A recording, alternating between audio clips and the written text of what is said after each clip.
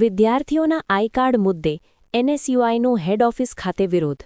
તાળાબંધીના પ્રયાસ દરમિયાન અગ્રણીઓની અટકાયત.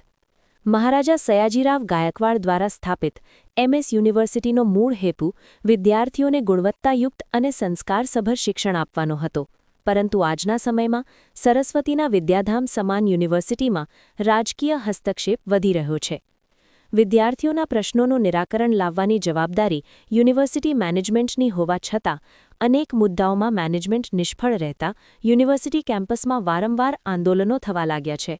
પરિણામે વિદ્યાર્થીઓ અને મેનેજમેન્ટ વચ્ચે તણાવ સર્જાઈ રહ્યો છે અને યુનિવર્સિટી પરિસરમાં પોલીસ બંદોબસ્ત પણ જોવા મળી રહ્યો છે, જેને લઈને અનેક સવાલો ઉઠી રહ્યા છે. આજે એનએસયુઆઈ દ્વારા એમએસ યુનિવર્સિટીની હેડ ઓફિસ ખાતે વિદ્યાર્થીઓને આઈ કાર્ડ ન મળવાના મુદ્દે વિરોધ પ્રદર્શન કરવામાં આવ્યું હતું. એનએસયુઆઈનો આક્ષેપ છે કે યુનિવર્સિટીમાં વિદ્યાર્થીઓને સમયસર આઈ કાર્ડ આપવામાં આવતા નથી તેમજ આઈ કાર્ડ ચેકિંગ બાબતે પણ કોઈ અસરકારક કામગીરી કરવામાં આવતી નથી. આ મુદ્દે અગાઉ અનેક વખત રજૂઆતો કરવામાં આવી હોવા છતાં કોઈ યોગ્ય નિરાકરણ ન આવતા એનએસયુઆઈએ આજે વાઇસ ચાન્સેલર ઓફિસ ખાતે તાળાબંધીનો કાર્યક્રમ જાહેર કર્યો હતો. પરંતુ કાર્યક્રમ પહેલાં જ પોલીસ તૈનાત કરી દેવામાં આવી હતી. ભારે સૂત્રોચ્ચાર સાથે તાળાબંધી કરવા આગળ વધતા એનએસયુઆઈના અગ્રણી કાર્યકરો અને વિદ્યાર્થી નેતાઓને પોલીસે અટકાયત કરી હતી. અટકાયત બાદ એનએસયુઆઈના વિદ્યાર્થી અગ્રણીઓએ યુનિવર્સિટી પ્રશાસન સામે રોષ વ્યક્ત કરી સમગ્ર મામલે પોતાનું નિવેદન આપ્યું હતું.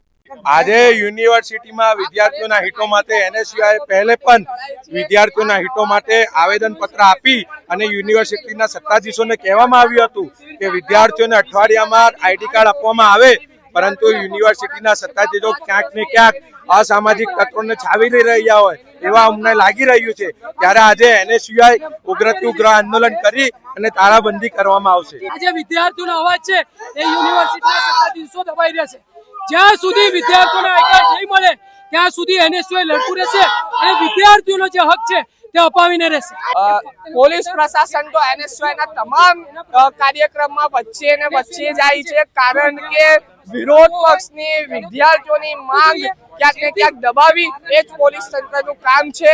આજે પોલીસ તંત્ર જોડે એનએસયુઆઈ સંગઠન ઘર્ષણ કરશે અને તમામ વિદ્યાર્થીઓને ન્યાય અપાવશે, કારણ કે આ વિદ્યાર્થીઓને ન્યાય અપાવો એ જ એનએસયુઆઈ સંગઠનની મહા હેતુ છે. પોલીસ પ્રશાસનને આજે અમે શાંતિપૂર્વક કીધું છે કે આ તાળાબંધી જરૂર છે, કારણ કે વારંવાર રજૂઆત કર્યા પછી પણ વિદ્યાર્થીઓના પ્રશ્નનું અનુકરણ જવાબ અમને નથી મળતું. 5 વર્ષથી વિદ્યાર્થીઓ આઈડી કાર્ડ વગર ફરે છે. વારંવાર યુનિવર્સિટીના કેમ્પસમાં લુખ્ખાગીરી થતી હોય છે. તો આજે એનો સમગ્ર વિરોધ અમે કરી રહ્યા છીએ.